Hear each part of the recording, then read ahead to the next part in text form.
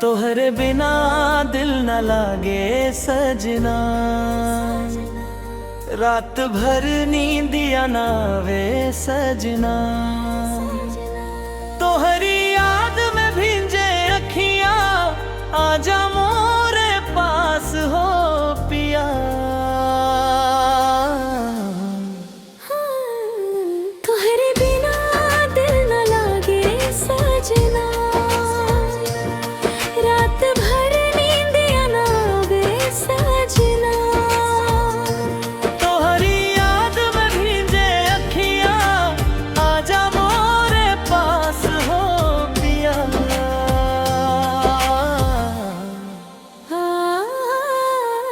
अंतरा हुंकड़ा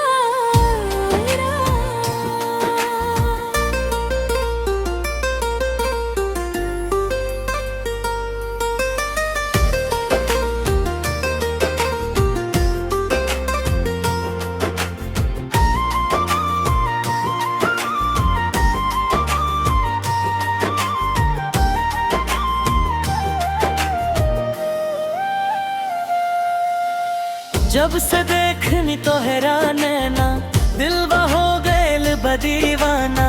तोहरे हंसी के जादू ऐसा भुला न पाई दुनिया सारा।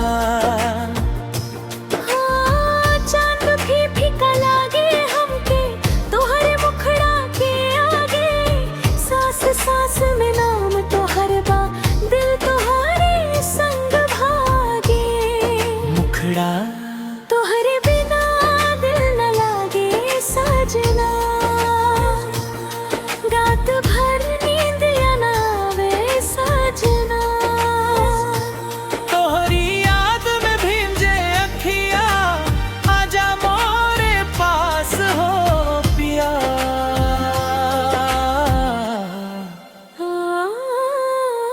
अंतरा अंतरा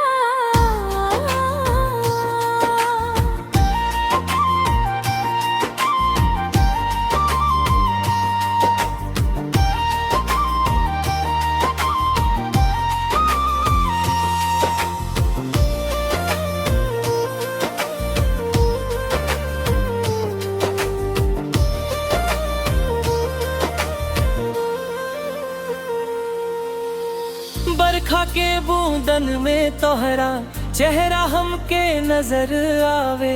हवा चले जब धीरे धीरे, तोहर संदेशा ले आवे। दो की गली नदी किनारा, सब तोहरे याद दिलावे। जहवा जहवा नजर घुमाई, तोहरे सपना मुस्कावे। मुखड़ा तोहरे बिना दिल न लागे सजना, रात भर नींदिया ना वे सजना। तोहरी याद में भींजे अखियां, आजा मोरे पास हो प्यार।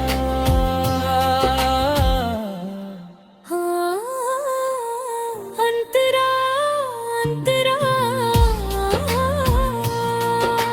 सात जन्म तक साथ निभैब, ई वादा आज करेली। दुनिया चाहे कुछो कहे, तोहरे खातिर जी लेली। हाथ में हाथ रहे हमेशा, यही अरमान हमारा। तोहरे संग सजल बा सपना, सुंदर सा संसार हमारा।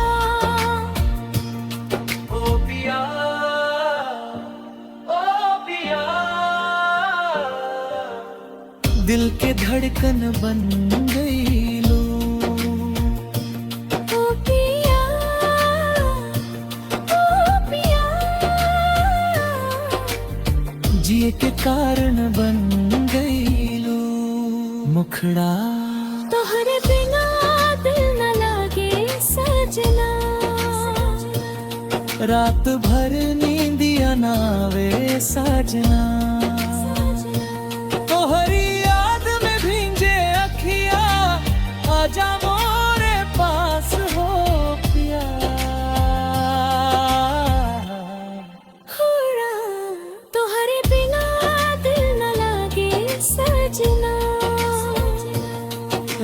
भर नींदिया ना आवे सजना।